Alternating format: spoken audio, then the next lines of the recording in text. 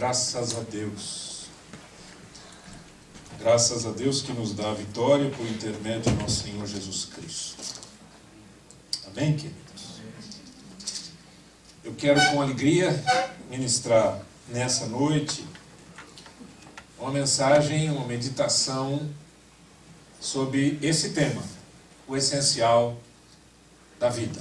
Algumas questões levantadas, obviamente, eu não estarei falando de um aspecto, mas eu vou falar de alguns aspectos da vida do cristão, da vida de cada um de nós, e aquilo que é essencial. Essencial é aquilo que eu não posso viver sem. Certo? Eu posso ter coisas importantes na minha vida e viver sem elas. Eu posso ter coisas que eu goste e viver sem elas. Eu posso, de alguma maneira, desejar coisas ou sonhar coisas e jamais alcançá-las. Mas o essencial eu não posso viver sem. Eu não posso parar de respirar, nem você. Eu não posso parar de comer, nem você. Eu não posso parar de dormir, nem você. São questões essenciais. Mas essas a gente já conhece, né? Vamos ver espiritualmente falando. E o princípio está aqui em 2 Tessalonicenses, capítulo 3, a partir do verso 1. 2 Tessalonicenses, capítulo 3, a partir do verso 1. Diz assim a palavra de Deus: Finalmente, irmãos, orai por nós, para que a palavra do Senhor se propague e seja glorificada, como também está acontecendo entre vós. E para que sejamos livres dos homens perversos e maus, porque a fé não é de todos. Todavia, o Senhor é fiel. Ele vos confirmará e guardará do maligno.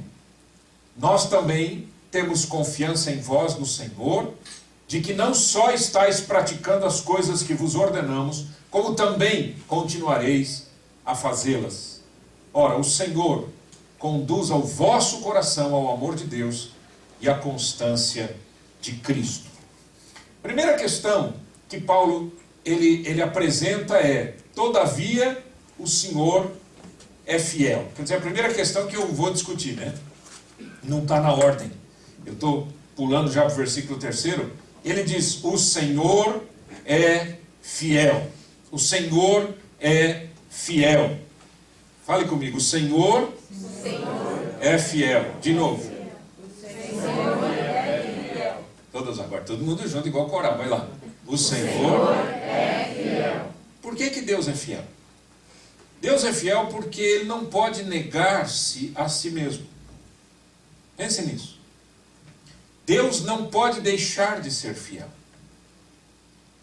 Deus não pode ir contra a sua palavra. Deus não pode modificar o que Ele apresenta para a gente. E a minha alegria vai estar sempre relacionada ao quanto eu estou concordando com Deus. Se eu não concordar com Deus, é porque eu estou dizendo que o que Ele disse não me é importante, ou não me é essencial. Então, o que é essencial no relacionamento com Deus? João 1, 11 a 13, diz o seguinte, não sei se você consegue ler aqui, mas se não, se você quiser abrir a sua Bíblia, leia lá. Veio para o que era seu, e os seus não o receberam. Mas a todos quantos o receberam, deu-lhes o poder de serem feitos filhos de Deus, a saber, aos que creem no seu nome, os quais não nasceram do sangue, nem da vontade da carne, nem da vontade do homem, mas de Deus. Preste atenção nisso que o Senhor Jesus disse para a gente. Né? Ele está dizendo uma coisa impressionante aqui, através de João, que está escrevendo lá, abençoado. Ele diz que Jesus veio para o que era seu. Presta atenção nessa frase. Jesus veio para o que era seu. É claro que eu posso olhar esse verso dizendo assim, tudo é dele, né? A terra é dele, o mundo é dele, todas as pessoas são dele. Mas aqui especificamente ele está falando do povo judeu. E ele está falando que Jesus veio como um judeu, para os judeus, mas diz o texto, mas os seus não o receberam. Mas os seus não o receberam. Preste atenção nessa palavra, receberam. O que significa não receber Jesus? Ou receber Jesus? O que é que significa isso? A palavra de Deus nos dá a clareza nesse texto. Presta atenção aqui. Ele diz assim: todos quantos o receberam, deu-lhes o poder de serem feitos filhos de Deus. Presta atenção. Deu-lhes o poder de serem feitos filhos de Deus. Ora, você entende um pouquinho só de interpretação de texto? Vou te fazer uma pergunta. Se deu-lhes o poder aos que o receberam, deu-lhes o poder de serem feitos filhos de Deus, é porque não eram filhos de Deus. Mas a gente não cresceu aprendendo, todo mundo é filho de Deus? Não é isso que as pessoas falam? Todo mundo diz isso, né? Às vezes até a pessoa se usa até fora de lugar, né, essa frase, dizer, eu também sou filho de Deus, né? Para receber alguma coisa, né? Mas, na verdade, espiritualmente falando e biblicamente falando, os seres humanos todos são criaturas divinas. Todos nós fomos criados à imagem e semelhança de Deus. Somos criaturas. Mas só passamos a ser filhos de Deus se o recebermos. Se recebermos a Jesus Cristo como nosso Salvador. Enquanto isto não acontece, as pessoas são criaturas de Deus. E isso tem que ficar claro, porque aqui ele não está falando de que igreja você é, de que religião você é, de que país você é, que língua que você fala. Ele só está dizendo que o ponto que converge para isso é a pessoa de Jesus. Se Jesus é recebido na sua vida como Salvador, Deus, na sua infinita misericórdia e poder, transforma uma criatura em filho. Se isso não acontecer, a pessoa continua criatura até morrer. E criaturas que morrem não vão morar com o Senhor. Eu estou só dizendo o que a Bíblia diz. Então eu e você precisamos concordar com Deus. Eu usei essa palavra de propósito. Eu já disse para vocês que a palavra amém quer dizer isso. Amém quer dizer eu concordo. Eu preciso dizer amém à palavra de Deus. Então, quando Paulo diz o Senhor é fiel, o que ele está dizendo? Ele está dizendo, a palavra dele não vai cair por terra. Então, se a palavra dele não vai cair por terra, se ele não vai mudar a palavra, isso significa que ou eu aceito ou eu rejeito. Se eu aceito esta palavra e eu entendo que Jesus é o Senhor da minha vida e eu o recebo, o Espírito Santo me faz ser filho de Deus. O Espírito Santo me coloca nesse novo status de relacionamento. Até então, as pessoas são criaturas divinas. Eu me lembro de um homem que chegou no meu escritório uma vez e disse assim, pastor, eu vim conversar com o senhor, eu gosto muito da sua palavra, isso, fez um monte de elogio. Aí ele disse assim, eu tenho uma dificuldade. Eu falei, qual é? Ele falou, eu leio a Bíblia e não entendo nada. E eu leio e não entendo. E eu leio e não entendo. E eu leio e não entendo. Mas eu quero ler. E eu quero entender. E era um homem estudado. Era um homem, era um profissional. Era uma pessoa que não tinha dificuldades nem de ler e nem de interpretar. Por que ele não entendia? Eu disse para ele exatamente isso. As criaturas não entendem as Escrituras, porque lhes falta o poder de serem feitos filhos de Deus. É uma ação que o Espírito Santo promove na pessoa. Não é assim, eu quero. É Deus quem quer. E Ele prometeu, Ele cumpre. E ali eu falei disso para ele, orei com ele, ele recebeu a Jesus como seu Salvador, abriu o coração dele para a palavra. A partir dali, no primeiro dia que ele se encontrou comigo novamente, ele disse, pastor Nasser, eu estou entendendo tudo que está escrito na Bíblia. Isso é espiritual, gente, não é humano. Por isso que eu digo para as pessoas, olha, não humanize as palavras de Deus. Não diminua o poder das Escrituras Sagradas, porque senão vira uma filosofia. E a diferença de uma criatura que frequenta uma igreja cristã, uma criatura que frequenta o budismo, uma criatura que frequenta o espiritismo, uma criatura ateia, é nenhuma. Não tem diferença. Porque nenhum deles tem relacionamento com Deus. Então eu preciso entender isso. E voltando naquele texto que o apóstolo Paulo diz, ele diz, olha, o Senhor é fiel. O Senhor é fiel. Ele não vai mudar a sua palavra. Ou eu mudo, ou eu fico fora. Deu para entender? Ok. Essa é a primeira coisa que é absolutamente essencial para cada um de nós. A comunhão com Deus se inicia na decisão de se concordar com Deus e com a sua palavra. O que é essencial na missão desse cristão? Uma vez que eu entrego a minha vida para Cristo, eu passo a ter uma missão, gente. É isso que eu tenho procurado falar, e eu tenho falado aqui algumas e muitas vezes, e vou continuar falando. Vou repetir algumas coisas que eu já falei aqui. Todos nós nascemos em algum lugar, crescemos em algum lugar, temos a cultura familiar e assim por diante, e nos encontramos nessa cidade, nesse lugar, e estamos neste ambiente, certo? A grande questão é a seguinte, que uma pessoa, um imigrante, ou não só o imigrante, qualquer pessoa, está lutando, e eu falei sobre isso na mensagem passada, está lutando pelas coisas mais básicas da vida, não é isso? Sobrevivência, né? Vocês lembram aquela pirâmide que eu mostrei para vocês na mensagem passada e que tem no nosso canal do YouTube. Se você não participou, você pode assistir lá. O que significa é que a gente foca a nossa vida na sobrevivência e nas aquisições. Então a nossa vida é o dia inteiro é o quê? Trabalhar, pagar a conta. Não é isso?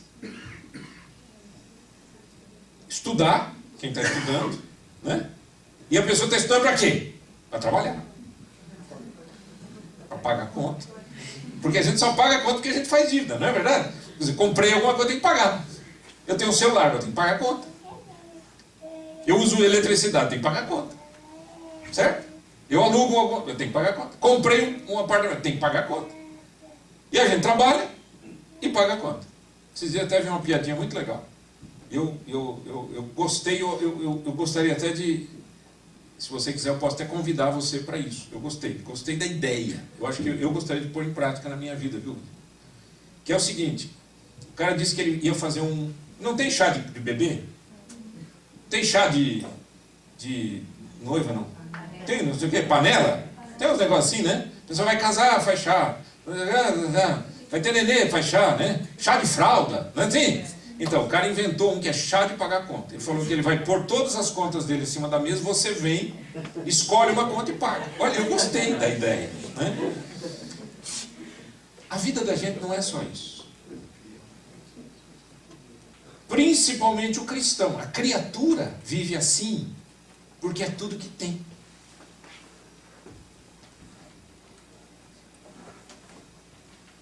Eu não quero te ofender, hein? Eu não quero te ofender. Interpreta o que eu estou falando, não fica só ouvindo o que eu estou falando, certo? Não quero te ofender.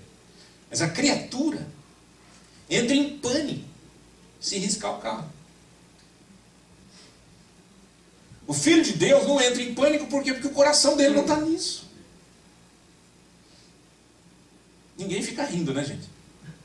Certo? Nenhum de nós também é louco, né? Ninguém. A criatura entra em pânico se é roubada, se perder um bom negócio e assim por diante. Mas o Filho de Deus, ele confia no Senhor. Ele sabe que todas as coisas vêm do Pai. E que eu vou trabalhar, eu vou trabalhar. Eu vou lutar, eu vou lutar. Eu vou fazer o meu melhor, eu vou fazer o meu melhor. Mas qual é a minha missão? É aqui que está o segredo. Por que é que você está nessa terra? Enquanto você não descobre a sua missão, qualquer lugar está bom para ir, né? Qualquer lugar está bom para viver. Deu para entender o que eu quero dizer, querido? Alguém me disse assim, pastor Nasser, uma outra pessoa muito experiente, disse assim, pastor Nasser, igreja de imigrante, você tem que aprender a dizer oi e tchau. Porque é um tal de chegar a gente e é um tal de ir embora a gente. É verdade, isso acontece por várias razões, né? Existem situações e situações. Tem gente que chega porque está estudando, termina de estudo e vai embora. Mas eu quero falar com aquela pessoa que nunca está satisfeita onde está. Eu quero falar com aquela pessoa que é assim, como ela é motivada por trabalhar e pagar conta, então ela olha e diz assim, não estou gostando do que eu ganho para pagar conta, então eu vou mudar de lugar para ganhar mais, quer dizer, vou para outra cidade para ganhar mais, para poder pagar mais contas. Qual é a sua missão? Você parou para pensar nisso? Que de alguma maneira você não está aqui na terra por acaso? E mais, você não está aqui nessa cidade por acaso? Você não está nem atrasado, nem chegou cedo e nem está atrasado. É esse o lugar e é esse o momento. E Deus chamou você para estar aqui por alguma razão absolutamente específica e maravilhosa que Ele tem para os seus filhos. Você crê nisso? Então o que é essencial na missão? Paulo diz assim, isso daqui é apenas um versículo, tá? Que ele diz assim, irmãos, orai por nós, para que a palavra do Senhor se propague e seja glorificada, e para que sejamos livres dos homens perversos e maus, porque a fé não é de todos. Então ele dá absolutamente aqui, quer dizer, especificamente ele coloca duas situações. Ele diz, orem por mim. Paulo está falando da missão dele. Orem por mim, primeiro, para que a palavra de Deus se propague e seja glorificada, e para que sejamos livres dos homens perversos e maus, porque a fé não é de todos.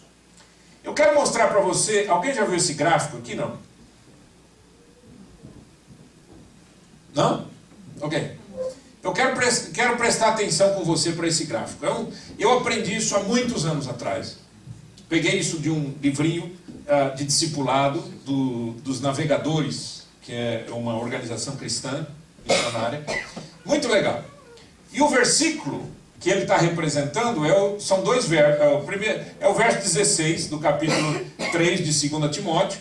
E eu coloquei os dois versos aqui. Toda a escritura é inspirada por Deus e útil para o ensino, para a repreensão, para a correção, para a educação na justiça, a fim de que todo homem de Deus seja perfeito e perfeitamente habilitado para toda boa obra.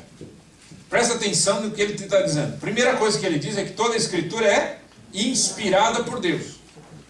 Toda a palavra de Deus, toda a Bíblia é inspirada por Deus.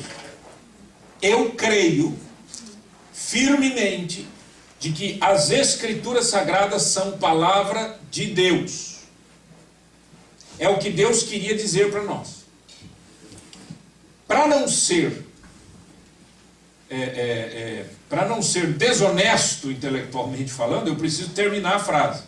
Eu creio que a Bíblia é a palavra de Deus, divinamente inspirada nas línguas originais, tá bom? Porque as traduções podem ser falhas. Mas nas línguas originais eu creio perfeitamente que aquilo lá, o que está escrito lá, é o que Deus queria que tivesse escrito lá. Ok? Você crê assim? Então nós estamos na mesma linha para pensar junto. Aí ele diz que a palavra de Deus, primeira coisa que ela faz é ensinar. Ela mostra o caminho em que se deve andar. O que eu devo fazer e o que eu não devo fazer. O que é importante e o que não é importante.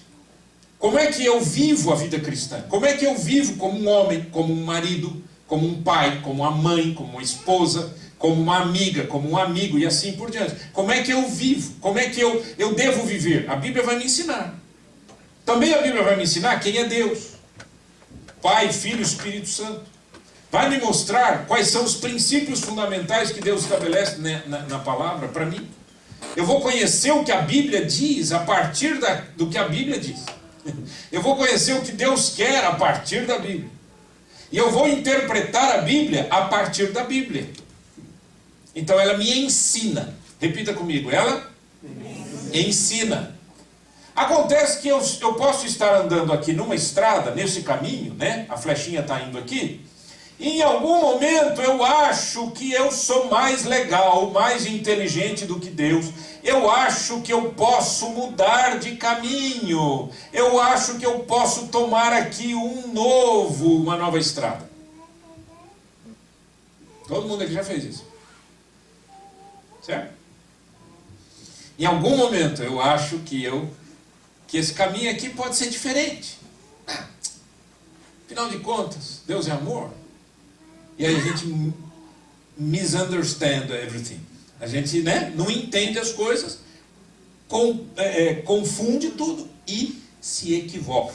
Ou Deus diz assim, por exemplo, porque esta é a vossa santificação, que vos abstenhais da prostituição, que cada um saiba possuir o seu próprio vaso em santificação e honra, e assim por diante.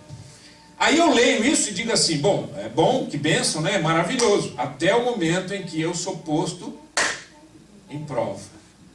E aí aparece a tentação, e aí eu acho que eu posso entrar sem dano. Esse é o problema, queridos, é quando você acha que você pode sair do caminho de Deus sem dano. Por favor, entenda uma coisa, qualquer que seja a decisão que você tomar, você tem liberdade para tomá-las. Mas qualquer decisão que você tomar, um dia você vai ter que pagar a conta. Não é teu pai que vai pagar essa conta, não é tua mãe que vai pagar essa conta, não é teu amigo que vai pagar a conta, não é o marido nem a esposa. Você tomou a decisão, você vai ter que pagar essa fatura. Certo? Aí vem a palavra de Deus e faz o quê? Ela me repreende. Que a Bíblia diz que a Escritura é de Deus, toda a Escritura é inspirada por Deus, e ela é útil para o ensino, para a repreensão. Ela vai me repreender. Você está errado. Você mentiu, você adulterou, você se prostituiu, você está falando mal dos seus irmãos, você está criando cisma entre as pessoas, você está colocando areia no relacionamento de um casal, você está mentindo nos negócios, você está roubando de alguém, e assim por diante. Aí você vai lá a Bíblia, você está lendo a Bíblia lá e a Bíblia, pum, bate na tua cabeça, assusta, né? Ela repreende. A palavra de Deus, ela repreende. Graças a Deus por isso.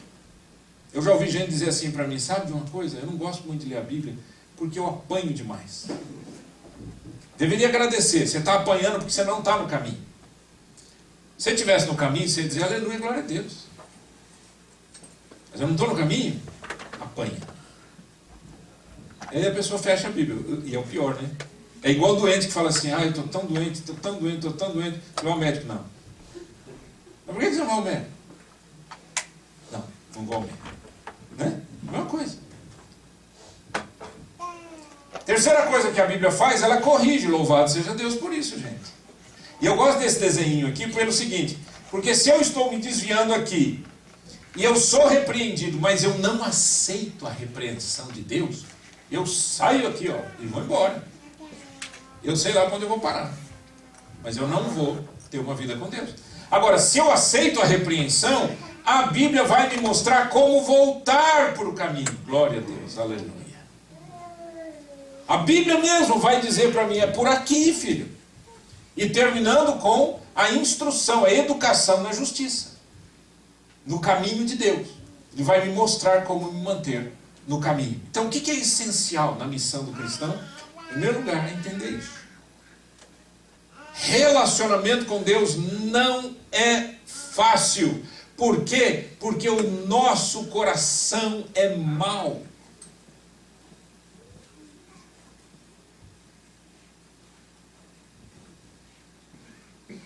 Jesus, para mostrar isso, ele mostrou para a gente de uma forma tão forte, tão séria, que nem sempre a gente entende o que ele quis dizer. Um dia um jovem rico chegou perto de Jesus e diz o quê? Bom mestre, o que farei para herdar a vida eterna? E Jesus disse, por que me chamas bom? Só Deus é bom. Eu entendo perfeitamente que o que Jesus estava dizendo é o seguinte: primeiro, não deve se chamar nenhum homem de bom. Segundo, eu sou Deus, você está me reconhecendo? Porque só Deus é bom. Então, se você está me chamando de bom, é porque você está me reconhecendo. Porque nenhum de nós deve ser chamado de bom, porque nenhum aqui é bom. Começar de mim. Nosso coração é enganoso. Deus é bom. Aleluia. Deus é maravilhoso. Então, eu posso andar nesse caminho. Esse caminho aqui, ó, gente, se eu passar reto aqui, ó, se eu ficar andando só na justiça de Deus, tem menos dores, viu? Tem menos problemas. Agora, se eu saio do caminho e volto, eu volto ferido. E eu tenho que pagar uma conta, muitas vezes bem alta, por causa dessa desobediência. O que é essencial, então, na jornada cristã? O apóstolo Paulo diz uma coisa interessante. Ele diz que o Senhor nos confirmará e nos guardará do maligno. Ele nos confirmará. A palavra confirmar aqui é uma palavra que no grego dá a ideia de ficar em pé, de ficar firme, sem desistir. Confirmar no sentido, eu estou aqui, né? Eu vou permanecer. E ele vai me guardar do maligno. Ele vai me proteger contra um inimigo que a gente não vê. E aqui eu quero mostrar um texto bíblico para vocês sobre isso, que nos ajuda a compreender a dimensão disso que a gente está falando. O Senhor Jesus disse assim para os discípulos, e consequentemente ele disse, chamou Simão Pedro, e falou direto, cara a cara com Simão Pedro. Ele diz assim: Simão, Simão, eis que Satanás vos reclamou para vos peneirar como trigo. Presta atenção nessa frase. Imagina você, discípulo de Jesus. Tá? Você está andando com Jesus. E Jesus olha para você e diz assim: fulano, Satanás está querendo te peneirar igual trigo. Eu, porém, roguei por ti, para que a tua fé não desfaleça. Tu, pois, quando te converteres, fortalece os teus irmãos. Então eu quero dividir isso daqui e ver com você rapidinho. Em primeiro lugar, Jesus está dizendo que existe um inimigo que nos ataca e que deseja o nosso mal. Certo? João 10:10, o ladrão vem somente para matar, roubar e destruir. Jesus disse: mas eu vim para que tenham vida e a tenham em abundância. Então essa é a primeira realidade espiritual importante que eu tenho que descobrir aqui. Existe um ser maligno que me ataca dia e noite e que quer me destruir. Essa é a natureza dele. É a natureza da destruição. Tá? Ah, pastor, mas eu sou de Jesus. Aleluia. Se você não fosse, estava perdido. Mas isso não quer dizer que ele não ataque. Atacar é atacar. Ele vai atacar de todo jeito. Imagina, você está numa guerra. Fala, agora eu estou protegido, eu estou num bunker. Já viram um bunker? Vocês já viram de perto, mano? Quando eu viajei para a Albânia, eu nunca vi tanto bunker junto na minha vida. O ditador da Albânia, ele ficou 50 anos na Albânia, chamava-se Enver Hoxha. E ele dizia para os albaneses que ele tinha que construir aqueles bunkers, aqueles refúgios, né, contra bombas, etc., porque o mundo queria invadir a Albânia. Imagina, o povo não sabe nem onde a Albânia fica. E ele dizia isso. Então ele gastou milhões e milhões, tinha armas, tanto é que depois que ele morreu e tal, acabou acontecendo quase uma guerra civil, porque o povo começou a descobrir as armas que estavam escondidas nesses bunkers. Bom, de toda maneira, apenas para dizer para você, eu vou te fazer uma pergunta. Você está numa guerra e você está dentro de um bunker. Um bunker, ele é construído para aguentar bomba, certo? Tiro nem se fala, incêndio nem se fala, e assim por diante. Você está protegido ali dentro. Por causa disso, o inimigo fala: ele está dentro de um bunker, eu vou atacar outro? Não, né? Ele vai atacando, e continua no ataque até quando? Ou até ele quebrar aquele bunker, ou até que você desista de ficar lá dentro, porque falta comida, falta água, falta alguma coisa, você vai sair e ele vai te matar, certo? Então estar protegido é uma bênção, mas eu tenho que manter essa proteção através de comunhão com Deus. Amém?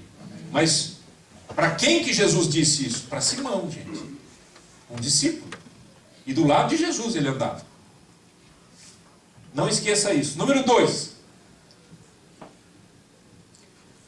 porém, roguei por ti para que a tua fé não desfaleça. Isso é um princípio espiritual fenomenal, que a gente encontra aqui em Romanos capítulo 8, 33 e 34.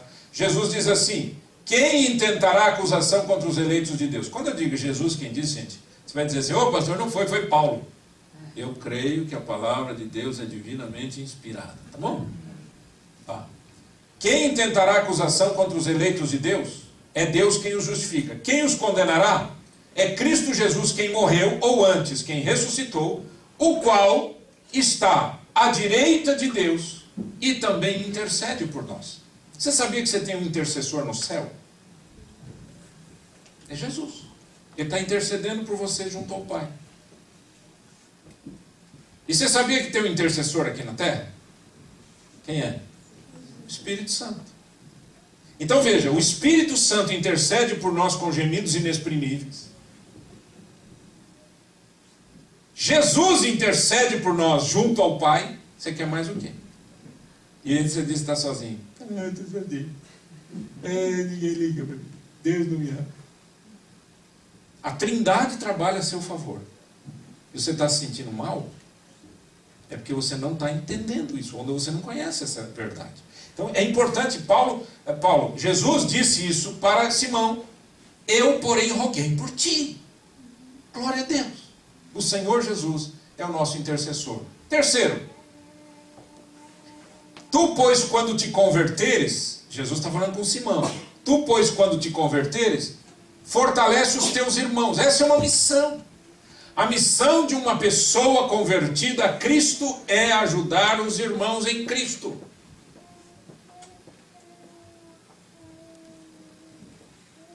Ok. Vamos entender isso daí do ponto de vista prático. Você olha e diz assim: isso daí não é função de pastor? Cuidar da igreja? É o que a gente imagina, né? A gente imagina isso, a gente fala assim, ó, a gente contratou um pastor.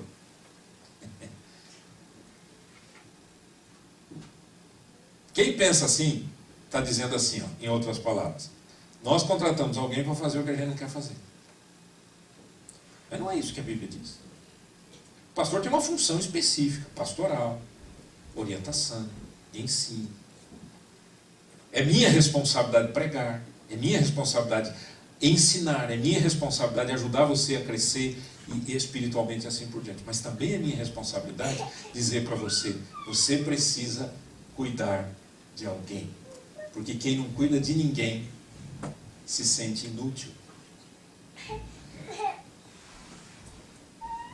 Quando você falar assim, eu estou me sentindo fraco espiritualmente, você deve fazer essa pergunta: eu estou ajudando alguém? Se eu não estou ajudando ninguém, eu vou ficar cada dia mais fraco. Por quê, pastor? Porque quando eu dou, quando eu compartilho, quando eu ensino, quando eu oro por alguém, eu me fortaleço. A Bíblia não diz: dai e ser-vos-á dado? Boa medida, recalcada, sacudida, transbordante, vos deitarão no vosso regaço? Traduzindo essas palavras, quando você dá alguma coisa, você é o primeiro a receber. Há uma multiplicação de bênção, de energia, até física e emocional, que acontece no ambiente da troca. Eu vou mostrar para vocês rapidamente alguns versos que aparecem a frase uns aos outros. O que você entende por uns aos outros? O que você entende? Uns aos outros, quer dizer o quê? É de um para os outros? É de outro para um. Então, uns aos outros significa vai e vem, certo? Vamos ver alguns versos juntos? Então vamos lá. Só que você vai ter que ler comigo. Tá bom? Dá uma espantadinha no sono. Dá uma coisinha. E vamos lá. Amai-vos cordialmente uns aos outros com amor fraternal, preferindo-vos em honra uns aos outros. Ele está falando aqui: alguém tem que amar alguém, ou alguém tem que amar um monte de gente? Não, ele está dizendo o quê? Uns aos outros. É minha responsabilidade amar você? Sim. É sua responsabilidade me amar? Sim. Por quê? Porque na troca nós crescemos. Outro verso. Tende o mesmo sentimento uns para com os outros, em lugar de serdes orgulhosos, condescendei com o que é humilde, não sejais sábios aos vossos próprios olhos. É tão importante isso. Eu gosto desse texto por uma razão. Porque nós vivemos numa sociedade tão ensimesmada, tão egoísta, que eu chego para você e digo assim: você acredita que eu estou com dor no pé? E você olha para mim e diz assim: eu também. Ou, eu já tive isso. É difícil você encontrar alguém e falar assim: você está com dor no pé? Puxa vida, ô Jesus, tem misericórdia. Vamos orar juntos aqui. Eu posso fazer alguma coisa para você? Você tem que ir para o carro agora? Peraí, dá a chave aqui, eu vou pegar o carro, vou trazer aqui na porta para você. É difícil encontrar isso. Por quê? Porque nós somos egoístas. Então, se você diz para mim que está passando luta, eu digo que a minha luta é maior que a sua. Porque eu tenho que mostrar para você que eu estou pior. Ou que eu estou melhor.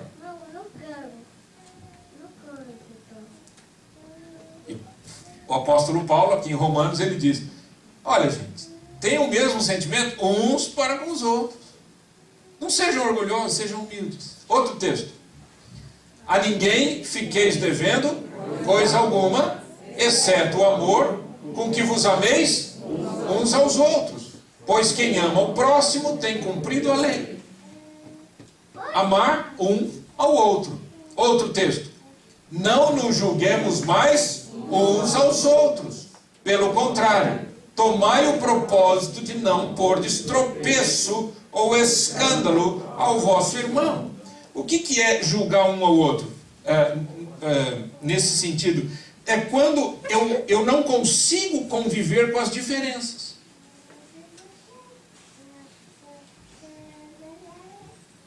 Eu não consigo.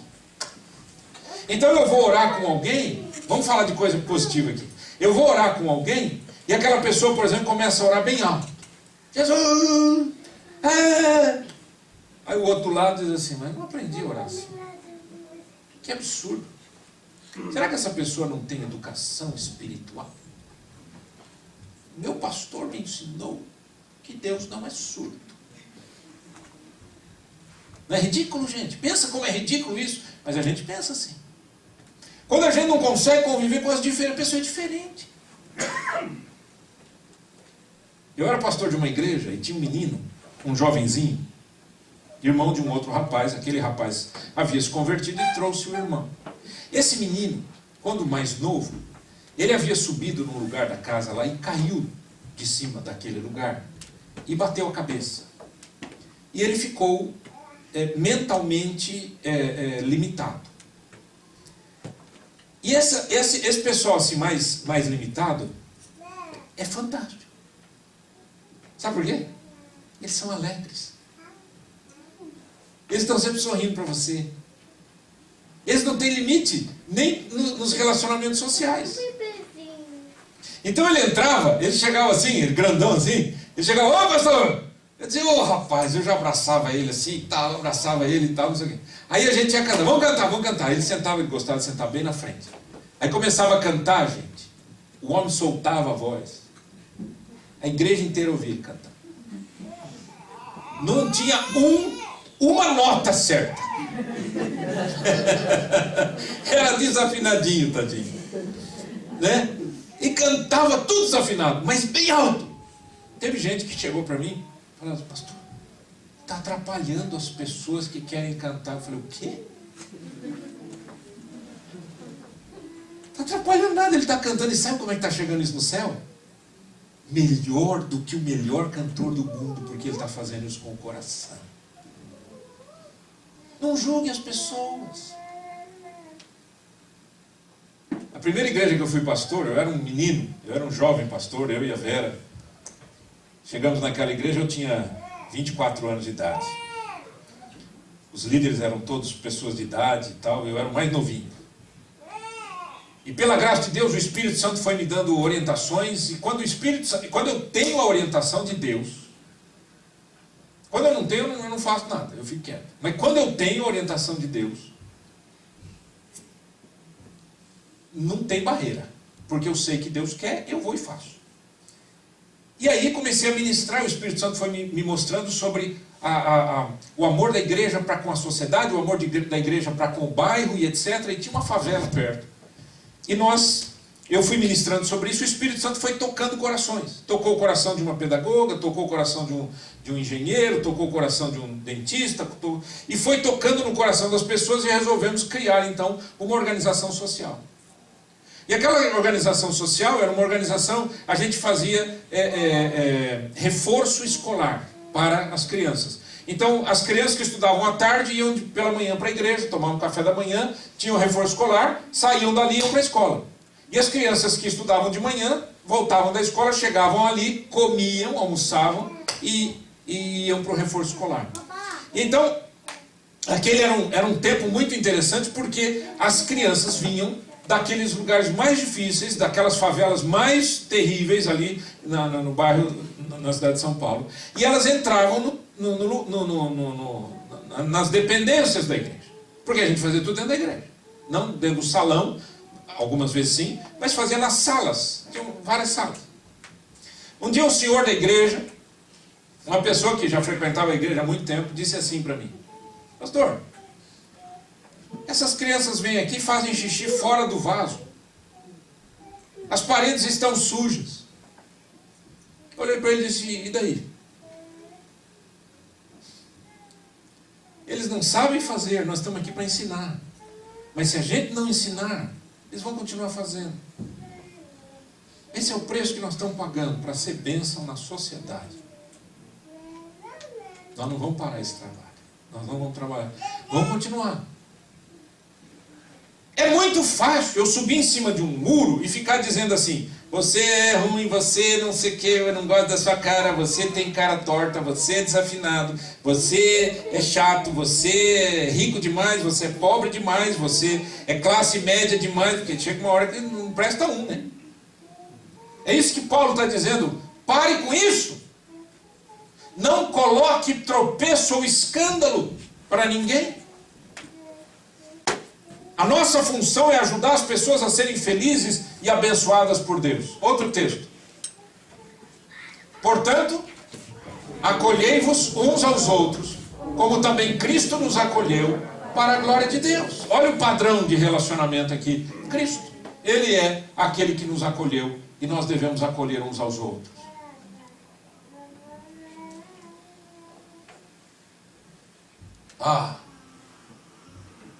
Nós precisamos resolver esse negócio aqui da imagem. Vamos para frente. Me ajuda aí, gente. Dirige aí mesmo. Daí. It's a blank slide. Vai para o próximo, vai para o próximo. Próximo. Apagou tudo. Tem um slide em branco aí. Tá. Esse outro texto. E certo estou, meus irmãos, sim eu mesmo, a vosso respeito, de que estáis possuídos de bondade, cheios de todo conhecimento e aptos para quê? Para vos admoestar uns aos outros. Sabe o que é admoestar? É ajudar a pessoa a corrigir as suas falhas. Lembra daquele círculo? A Bíblia faz isso através de nós. Ajudar a pessoa a corrigir as suas falhas. Não é dar bronca.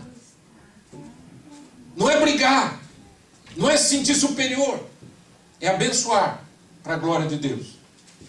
E aí Jesus disse assim, gente, isso é importante. Simão, Simão, Satanás vos quis, vos peneirar como trigo. Eu roguei por ti. Eu orei por ti, Simão. E quando tu te converteres, fortalece os teus irmãos. Aí foi a hora de Simão falar, né? Vamos ouvir o que Simão falou? Aí Simão falou assim. Ele, porém, respondeu: Senhor, estou pronto a ir contigo, tanto para a prisão como para a morte. Bonito, hein? Olha que discurso. Isso aí dá voto. Bobear vira presidente. Mas Jesus lhe disse: afirmo-te, Pedro, que hoje 3 vezes negarás que me conheces, antes que o galo cante. Ô pastor, a gente estava indo tão bem, a gente estava não crescendo aqui. Por que agora você puxou ele para trás? Para mostrar uma coisa. Olha aqui. Não confie na sua própria força. Seja humilde. Dependa inteiramente da graça de Deus. Esse texto da palavra de Deus nos ajuda a entender isso. Assim diz o Senhor: Maldito o homem que confia no homem, faz da carne mortal o seu braço e aparta o seu coração do Senhor. Porque será como um arbusto solitário no deserto, e não verá quando vier o bem. Antes morará nos lugares secos do deserto, na terra salgada e inabitável. Isso é para quem? Para quem confia em si mesmo. Para quem confia no homem. Quem confia em mim mesmo, quer dizer, eu confio em mim mesmo, eu confio em alguém. Certo? Maldito o homem que confia no homem e faz dele o seu braço forte. Mas e quem confia no Senhor? Bendito o homem que confia no Senhor, em cuja esperança é o Senhor. Porque ele é como a árvore plantada junto às águas, que estende as suas raízes para o ribeiro, e não receia quando vem o calor, mas a sua folha fica verde, e no ano de sequidão não se perturba, nem deixa de dar fruto. Enganoso é o coração mais do que todas as coisas, e desesperadamente corrupto. Quem o conhecerá? Então o que Jesus está dizendo para Pedro é: Pedro, eu disse para você que Satanás queria, tá te rodeando, tá querendo te pegar. Eu disse que eu orei por ti, e eu disse que você tem que se converter. E o que é que você me responde? Deixa comigo que eu faço tudo, deixa comigo que eu vou continuar, deixa comigo que eu posso.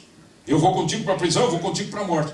Pedro, hoje, antes que o galo cante, quer dizer, antes que o galo amanheça o dia, você já vai ter me negado 3 vezes. Que tristeza, gente. Cuidado para não ficar dizendo eu posso, eu consigo. Dependa do Senhor, dependa da graça do Senhor.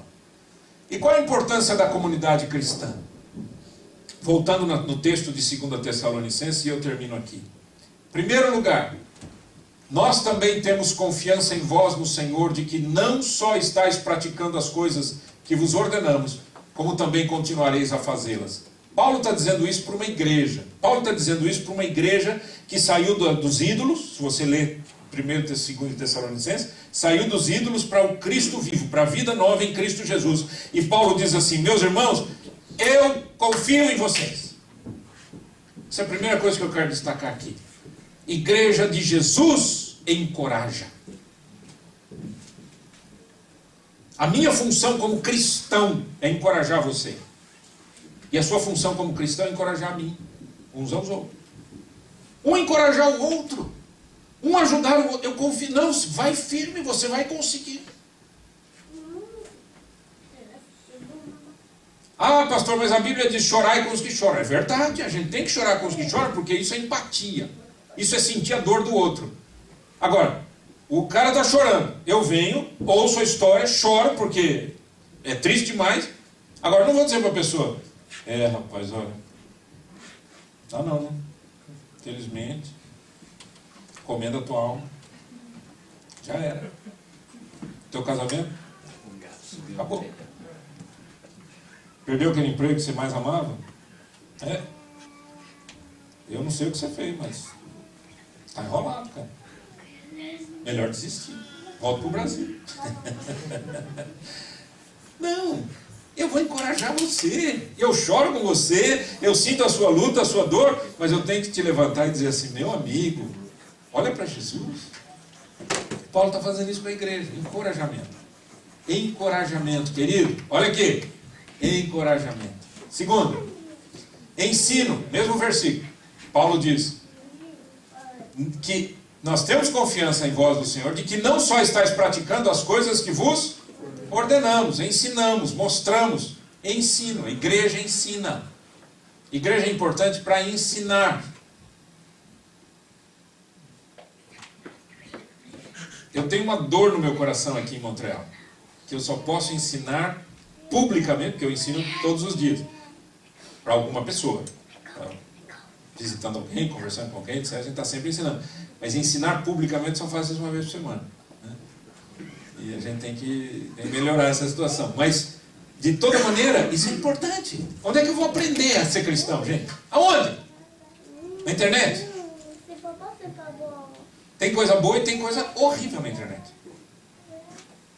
Tem bons pastores e tem coisas. E terceiro e último, Paulo diz assim: nós também temos confiança em vós no Senhor, de que não só estáis praticando as coisas que vos ordenamos, como também continuareis a fazê-las. A igreja nos ajuda a perseverar. Por isso que a gente fala, venha para a igreja. Ah, mas está nevando. Venha para a igreja, porque se estiver nevando você vai trabalhar. Vai ou não vai? Vai. Se tiver com dor de dente, você vai para o dentista com neve. Vai ou não vai? Vai. Se alguém falar para você, eu tenho um negócio aqui para você e você vai ganhar $100, você vai ou não vai? Vai. Então por que não vem na igreja? Porque está nevando. Eu não venho porque eu não quero. Eu não venho porque eu estou com preguiça. Eu não venho porque eu não estou afim. Certo? Agora, é importante a igreja? É, porque é uma escola. E escola ajuda a gente a perseverar.